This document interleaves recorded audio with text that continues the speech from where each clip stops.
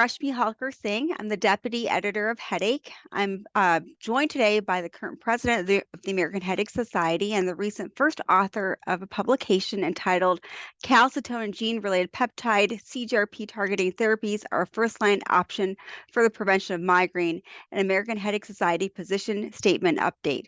Welcome, Dr. Charles. It's so nice to speak to you. Thanks very much. I'm excited to be here with you, Rashmi. So this is really exciting. The last time we had a consensus statement published by the board of directors was in 2021, where we spoke about how to use these new therapies in migraine care. 2021 wasn't that long ago. So why the need to publish this paper now? Why now? Yeah, well, it actually kind of starts, I think, with the mission of the American Headache Society, which is to improve the lives of people with headache disorders, and that's really, sort of the driving reason for doing this. But it's also made possible by just this surge in evidence, and also a surge in clinical experience over that time window, which has really been astonishing. And it has changed our approach to treating patients in a way that we really thought it was important to update the consensus statement. Also, we've had a lot of input from our members that the consensus statement was needed to be updated with this focused update.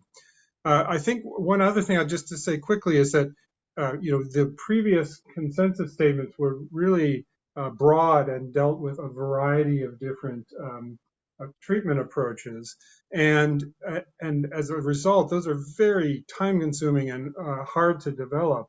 Whereas this one is focused on CGRP targeting therapies, and by focusing, it allows us to kind of roll things out much more efficiently and in a way that will practically address important problems that we're facing in our clinic every day. Absolutely. I mean, I'm a clinician, as you know, I see patients all the time, and these are things that come up in my practice as well. I think the title is quite self-explanatory. Now, we should not be thinking about step therapy, but rather when we see someone who has migraine, we should think about these new options as first line and put them as an option to the patient. But what else is in the update that you think is important that a clinician should be aware of? Yeah, well, I mean, it's kind of what you alluded to conceptually is that this is really a viable option that we should think about as first line. And in the past, this kind of step therapy approach was, appropriate because these were newer therapies that we didn't have as much clinical experience with, and they're more expensive. And so it was reasonable to suggest trying other therapies first. But now, again, as I just alluded to, the evidence for their efficacy and especially their tolerability is just so overwhelming, and our clinical experience backs that up. It was sort of going through the literature in preparation of this manuscript, and if you type in real world evidence CGRP migraine prevention, there's something like 150 papers within the last 2 years on this. It's just, and they're coming from all over the world, which is great. So that one of the kind of interesting things about this is that we think about quality of evidence being, with the high quality of evidence really being the either randomized placebo-controlled clinical trials or head-to-head trials. But when you start to see these real world studies, they have their own value, especially with issues like tolerability and adherence over time, where you get to really see if people who start on these therapies stay on them. And that's something that is really compelling about the evidence, that these sort of non-traditional endpoints like adherence to therapies are ones that are really being supporting the use of these approaches.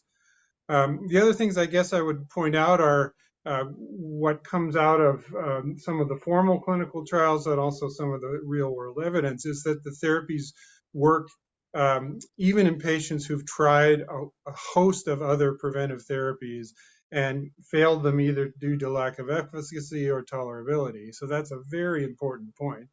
The other point is that these therapies are uh, approved now, most of them for both episodic and chronic migraine.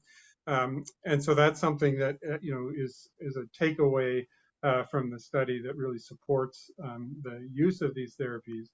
And finally, I think one of these things that this study brings forward, or I should say, the consensus statement brings forward, is costs other than the cost of the medication.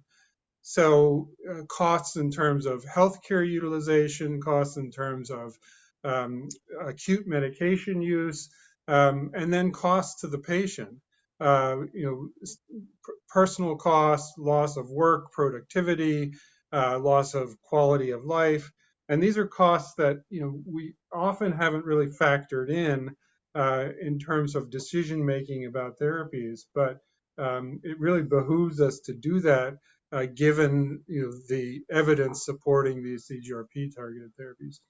Absolutely. I think this really validates the experience an individual who has migraine has, just because cost is so much more than the amount you're paying for the medication. It's the time lost, it's your productivity lost, it's how much time you're spending accessing healthcare and everything else. And I think it was really beautiful to see all that outlined, and also allows a clinician to really advocate for their patient in the best possible way, because now we have drugs that are designed to treat the condition being elevated to first line therapy. And I think that's really nice. Conversely, from the patient perspective, as we think about our patients who are thinking about the gaps in their healthcare, what are your hopes for this paper? What do you hope this consensus statement will do as we think about it from that standpoint? Yeah, well, so the previous consensus statements, because of the evidence that they were based upon and the experience that we had at the time, were really suggesting that step care was okay. Now we're saying that and to be clear, we're not advocating that these are the first line therapies. They are a first line option. Yeah. And so certainly patients can, and providers can consider, other approaches. But just to have these on the list of the first line and to suggest that there shouldn't be a requirement that they try other therapies first before trying CGRP targeting therapies is something that we hope will um, expand the opportunities for patients to have access to these therapies. Now, it's not clear that that's going to happen. I mean, the payers are not necessarily going to go along with this statement, but at least it clears the way where we're not actually saying as a society that this is step care, should be the way to go. We're basically taking that out of the statement such that going straight to these therapies is something that is potentially recommended. It's not, again, always the approach, but it's an approach that is a reasonable one for selected patients. Absolutely. I mean, I think this just allows us to be more holistic in our approach to migraine care, because for some people, the older medications may be the best option. And for some people, it might be one of these newer options, but at least now we can have that conversation and we can think about all of these on the table at the same time. So, Yeah. all right. Well, do you have any additional questions or sorry, comments that you'd like to share with us? No, I mean, just I would close by saying that these are just very exciting times for headache medicine, as you know, and we as a society and the Headache Journal is really trying to, highlight all the advances and the new opportunities for patients. So thanks very much for having me on and allowing me to talk about this paper. Well, thank you so much for your hard work on this paper and everything else you do for the society people who live with migraine. Thanks for talking to me today. Sure, my pleasure. Great talking to you.